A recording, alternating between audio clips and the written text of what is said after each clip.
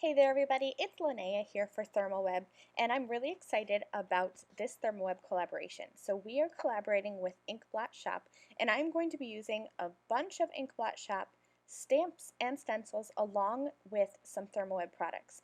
And this whole video is going to be showing you 3 different ways to foil. So I'm going to get started with one of this is probably the more complicated, and none of them are complicated, but this one has some masking and stenciling going on. So I have the Blot Shop Superhero Bursts and Wild Hatch Herringbone stencils. I'm going to spray the backs of them with some pixie spray, and I'm actually using the negative pieces of that Superhero Burst stencil. The positive piece will allow you to add color to those burst pieces, but I wanted to use these pieces for masking. So I sprayed all 3 of those pieces with some pixie spray, and now I'm just going to position them on my A2 card base where I think I want them to be.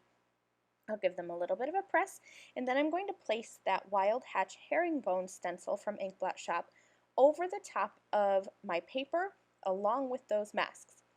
I'm going to flip over my cardstock and just use my brayer to press this on. This Wild Hatch Herringbone is a finer detail stencil, and I have that excess lift underneath there because of that stencil piece that I have for my masking pieces. I'm using Deco Foil Transfer Gel Blanco for my stenciling, but you could use this with Duo Gel. My other 2 methods of foiling required a laminator, and so since I was going to have my laminator out anyway, I figured I might as well just go with the Blanco gel. It dries a little bit faster where I live, so that's why I chose to go with that. I'm using my stencil pal and just spreading that Deco Foil Transfer Gel Blanco over that stencil. Now, keep in mind that because I have that excess lift from those masking stencils, I'm not going to get perfect stenciling results. And I'm okay with that because I like the look of this Wild Hatch Herringbone stencil, and I was thinking that even if I didn't get perfect stenciling, especially right around where those masks are, it's okay because this is such a whimsical background design.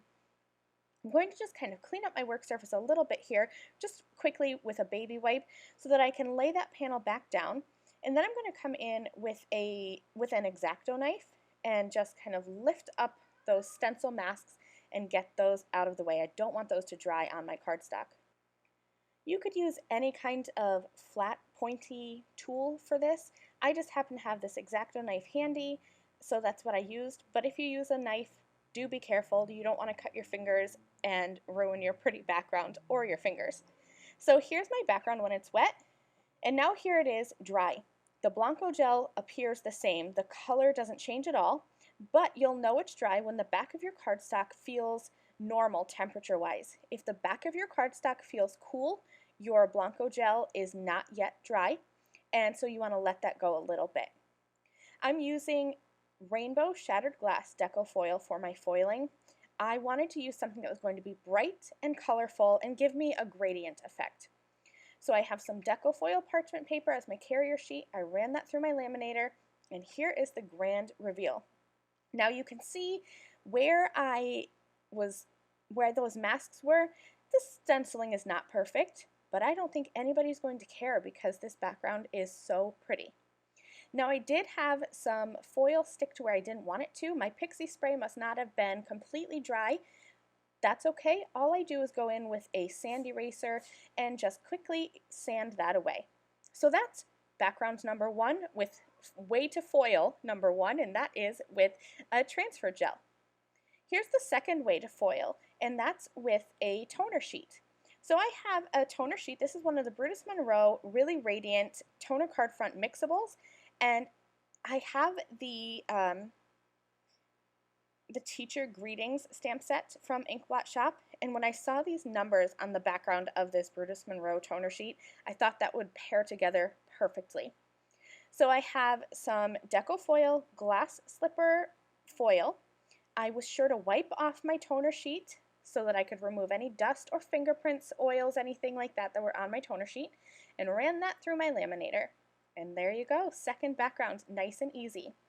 Now this third way to foil is one of my favorites that I haven't really used a lot.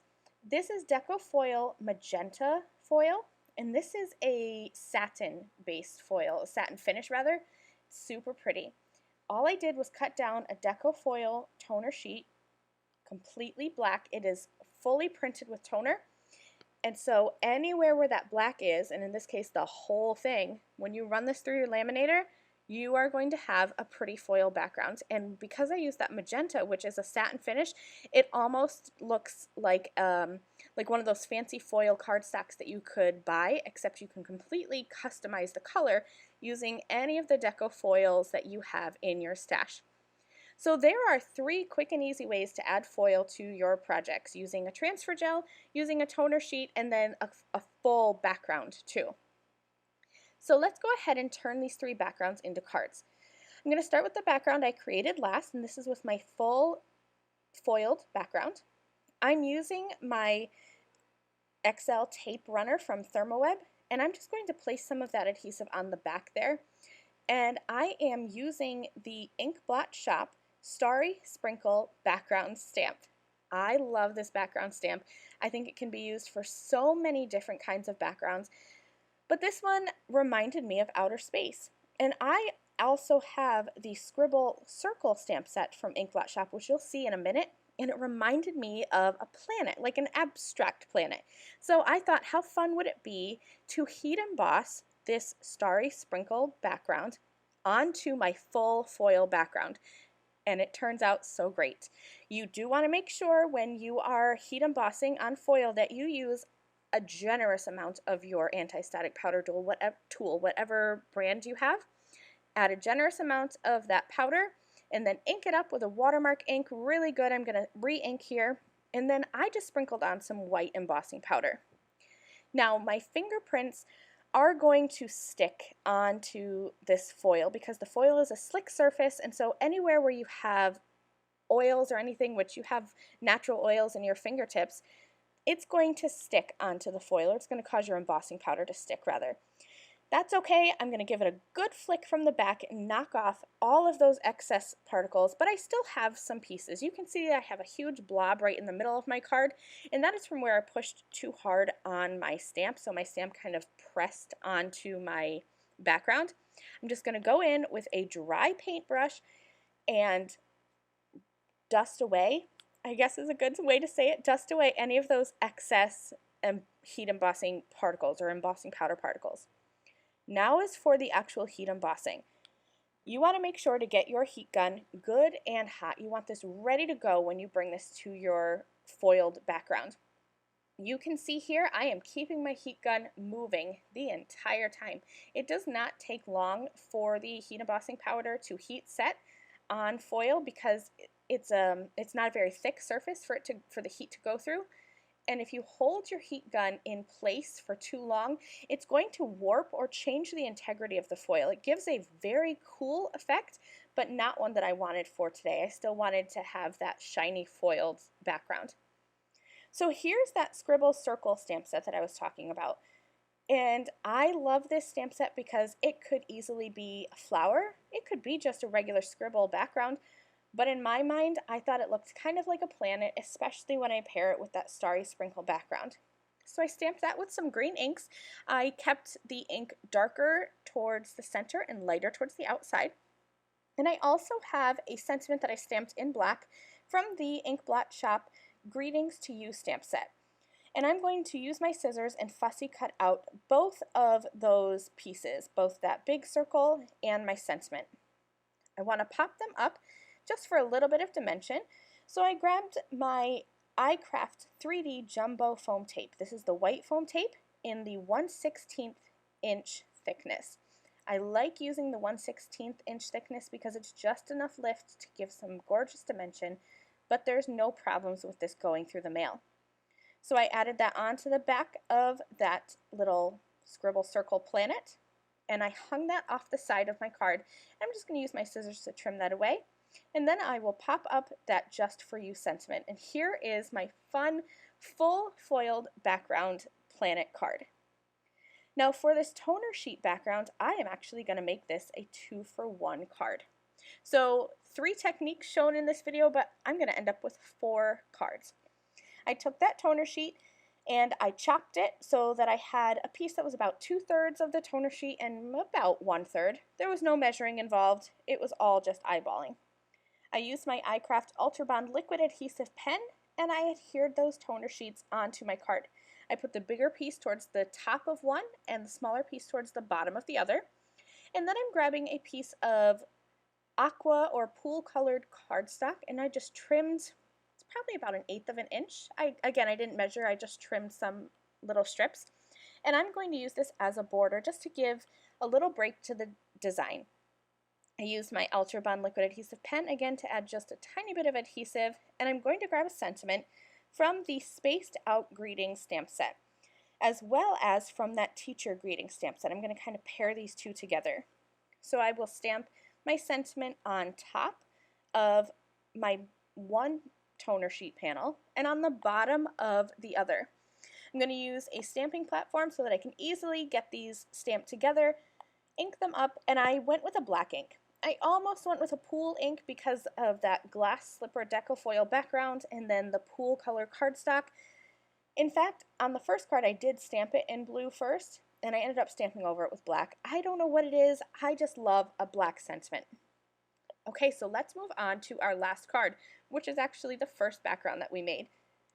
I wanted to use those masking pieces from the Superhero Burst stencil because of this Funny Faces stamp set. I thought, how cute would it be having these faces kind of peek out from a foiled background? So I grabbed 3 different faces from that Funny Faces stamp set, and I'm going to ink them up with black ink and stamp them in each of those masked areas.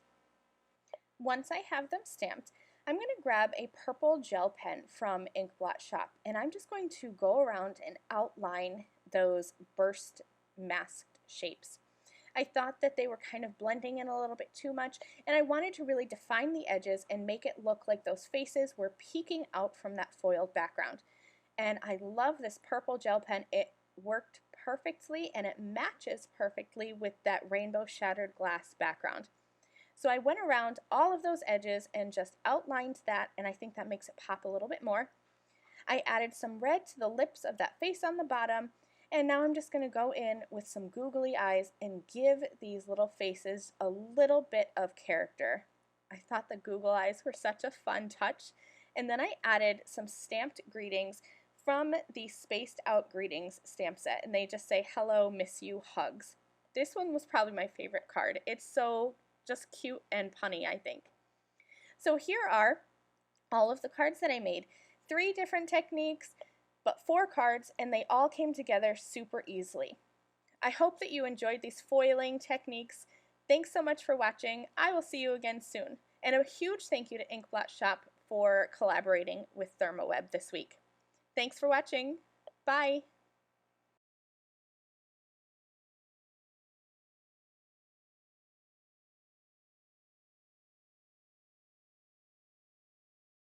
Thank you again very much for watching this video. If you liked this video and you'd like to see more from me, please hit that subscribe button that is on the screen now. And here are a few other videos that I thought you might enjoy.